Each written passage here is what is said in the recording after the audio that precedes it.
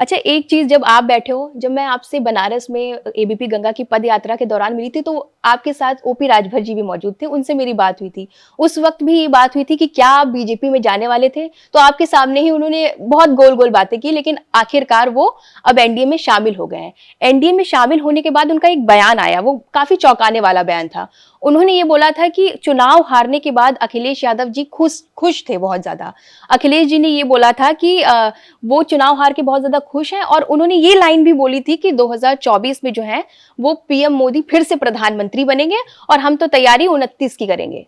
तो उन्होंने कहा था ये बंद मीटिंग में हुआ था, जैसा कि आप भी उनकी सहयोगी दल रही, तो क्या ऐसा कुछ हुआ था जिसका दावा ओपी राजभर जी एनडीए में शामिल होने के बाद मीडिया में कहते फिर रहे हैं? देखिए, अब ओम प्रकाश राजभर जी के बारे में क्या कहना, वो तो आते जाते रहते हैं।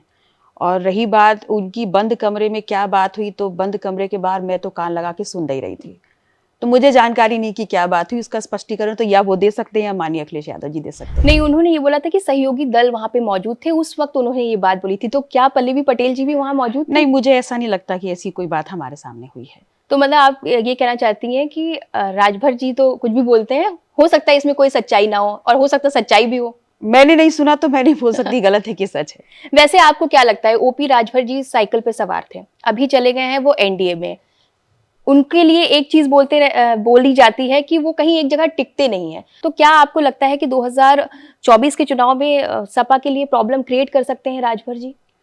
देखिए, बात इस बात की नहीं है कौन गया कौन आया, बात इस बात की है कि आप मिशन और आप मुद्दे क्या लेके चल रहे हैं। अगर आपके मुद्दे सही होंगे तो जनता आपसे कनेक्ट करेगी, आपका सहयोग करेगी आपको आगे बढ़ाने में। 2022 में उत्तर प्रदेश की जनता ने किया है, 2024 में भी पूर्ण विश्वास है कि वो हमारा सहयोग करेगी। जब हम यूपी की राजनीति की बात करते हैं तो वहाँ जातिगत राजनीति होती है, इसीलिए मैं बार बार राजभर जी का नाम ले रही हूँ, और राजभर एक बहुत बड़ा वोट बैंक भी है। इसीलिए मेरा एक बार फिर से यही सवाल है कि क्या 24 के चुनाव में समाजवादी पार्टी या गठबंधन को राजभर प्रॉब्लम पहुंचा सकते हैं? क्योंकि कहीं ना कहीं बीजेपी में जाने का रीजन भी यही है कि पूर्वांचल में राजभर वोट बैंक बहुत ज्यादा है। तो आपको क्या लगता है, क्या उसके लिए कोई काट तोड़ कोई ढूंढ रखा है राजभर के लिए कि 24 में आपके दल को और आपके सहयोगी दल को कोई नुकसान ना पहुंचे? नहीं, देखिए, जो 26 संगठनों का जो एक गठबंधन इंडिया बना है, वो अपने आप में इस देश के 150 करोड़ लोग, हिमालय की चोटी से लेके समुद्र उपरंत तक जो एक एक इंच भूमि है इस देश की, उस पर रहने वाले जो 150 करोड़ लोग हैं, और उन 150 करोड़ लोगों का जो संविधान है, ये धरती, ये इंडिया उन लोगों का है, और उन्हीं 150 करोड़ लोगों में से हम भी हैं। तो हमें पता है कि हमारी लड़ाई क्या है और किसके खिलाफ है। तो इस बार लड़ाई तो बहुत भरकस होगी, तांडव प्रचंड होगा, और आप देखेंगे कि इस बार जनता जीतेगी। इस बार जनता जीतेगी मींस इस बार इंडिया जीतेगा क्या? बिल्कुल।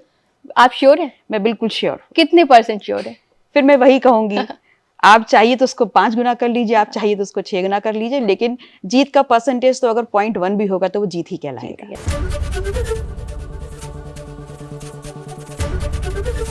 एबीपी गंगा, खबर आपकी, जुबान आपकी।